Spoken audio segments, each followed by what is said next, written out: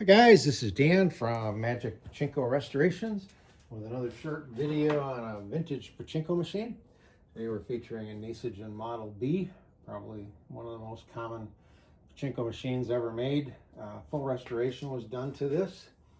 One thing before I get into it I want to talk about briefly, and I don't mean this to disparage any owners out there. But it always amazes me at some of the things that I've seen done to these machines, and quite often I kind of scratch my head and just wonder why. And I think the most common one that I see over time is people defeat the ball out mechanism. Now there's a number of things built into the machine that will shut the machine down if there's not enough balls in it. And the solution is to put more balls in the upper hopper, reload the machine, which you have to do anyway, regardless of whether or not the ball out features are functioning or not. So to defeat the ball out features makes no sense to me, because it really doesn't give you much more playtime at all before you have to reload the machine.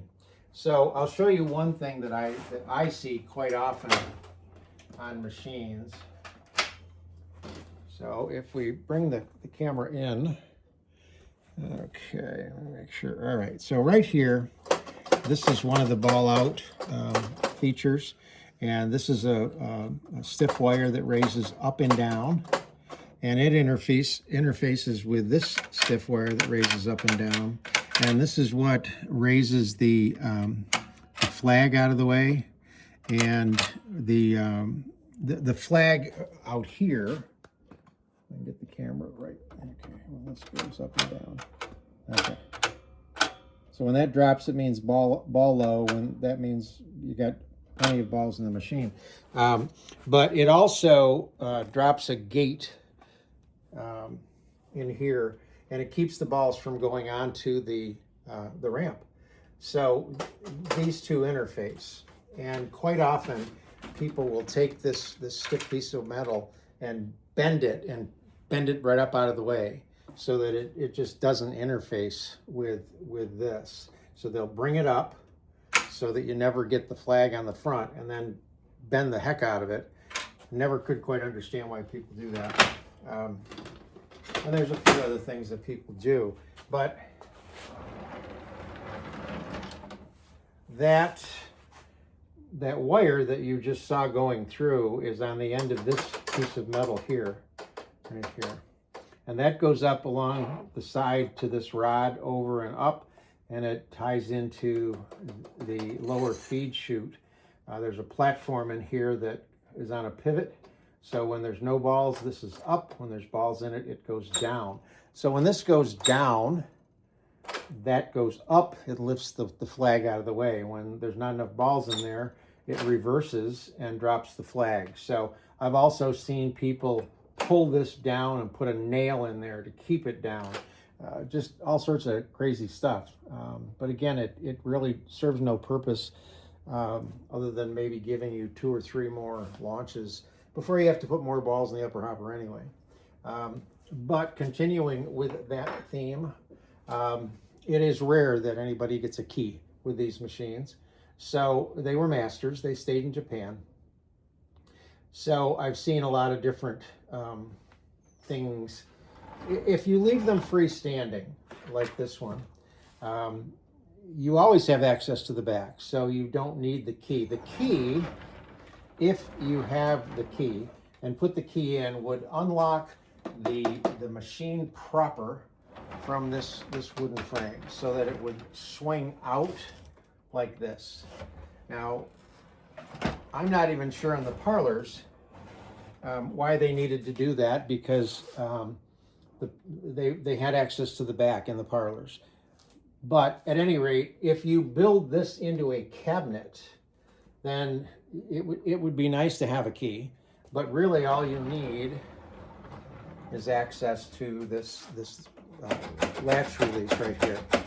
And there's a variety of ways of doing it. But what this, at some point in time, there is, when this moves like this, it goes into it. There should be another piece of metal right here that's screwed into this piece here that catches on this, and there's another piece down here that would catch on this, and those were designed to be adjustable so that you could have the machine pulled in tight versus having it, you know, like that or something. It would pull it right in tight.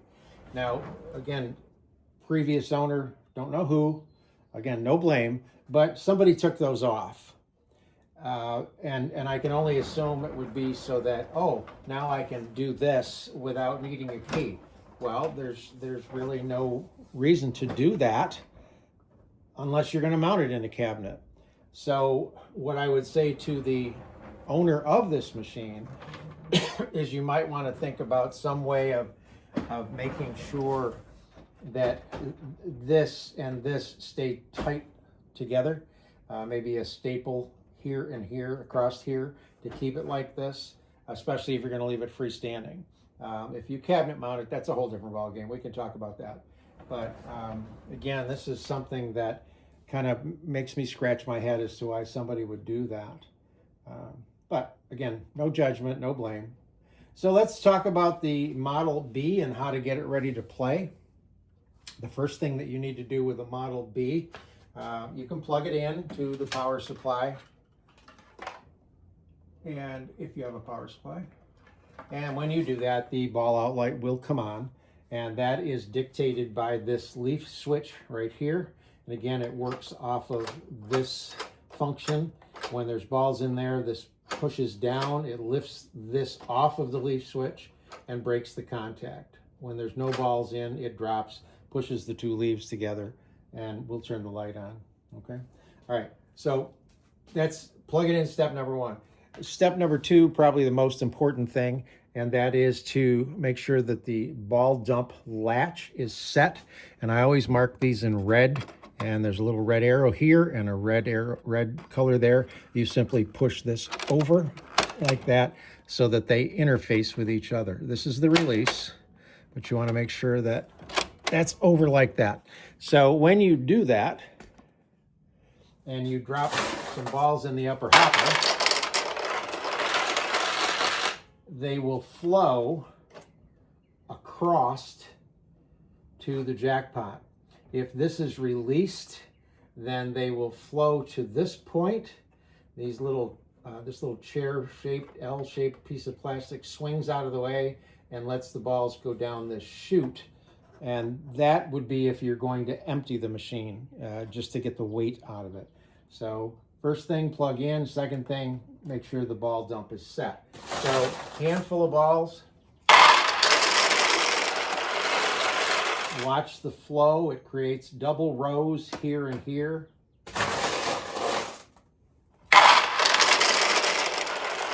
Okay, I can see everything queuing up. We still have a ball out condition. So assuming you have 500 balls, you want 475 of them right there.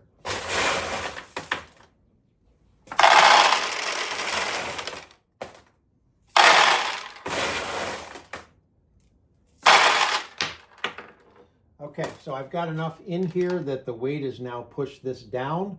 It lifts this off of the switch to turn the light off. It also then lifts that gate out of the way to let balls onto the launch ramp. The last thing that you do when you're getting a Model B ready for play is right here. This is the seesaw chamber. The actual seesaw is the white piece of plastic that's in here. It sits on an angle like this. You want this end high, not like that. You want the right end high, left end low. And if it's tipped the other way, you see this little label here. It says push here, and you just simply push on that little rod that's right there, and it'll tip the seesaw up. That's very, very important, because if you don't start that way, you'll never get a win. The balls will just jam up inside the machine. So right now we're ready to play. The machine has little wedges on the front to tip it back ever so slightly. I had a call from a guy the other day saying the balls were going all over the place on the inner surface, and we found out that when his wife put the plexiglass in, she put it in on the outer track rather than the inner track, and as soon as they moved it in where it belonged, then everything was fine. So make sure if you take the plexiglass out or you're putting a new piece in or whatever, it goes on the inside. Okay, so now as the player, you've already done your job as the parlor owner. You got the machine ready for play. As the player, you're going to drop some balls into the front feed tray. One thing that you will need is some sort of catch box. There will be the losing balls drop out of this chute here, and the winning balls drop out of a chute right here. So you need something at least this wide to fit in this area and catch the balls as they drop out of the machine. So I'm just going to put this thing back here like that. That will catch them. So when you play Pachinko, the proper way to do it is curl your fingers under, go all the way down and let go. Go all the way down and let go.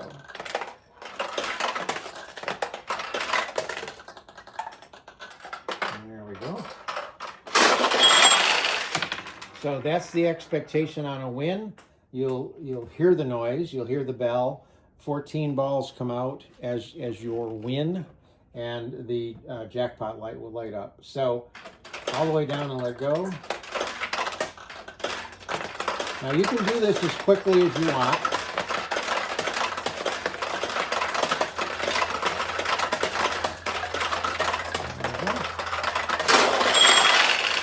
What I do caution all my customers on is don't slap it.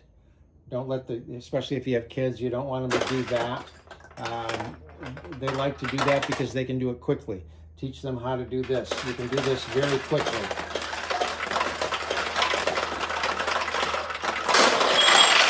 The slapping on the metal parts is okay.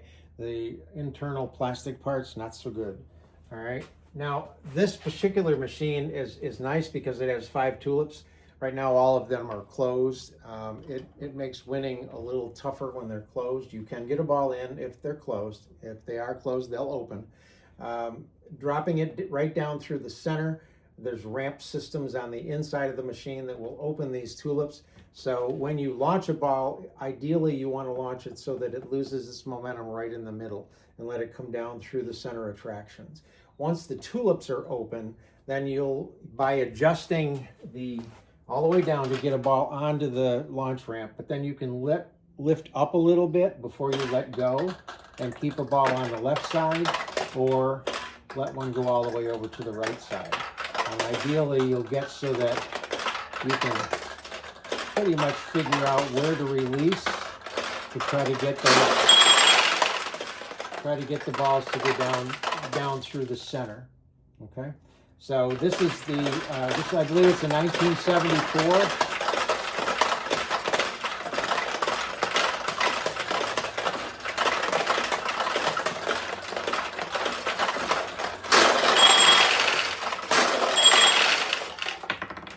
'74 Model B. Hope you like it.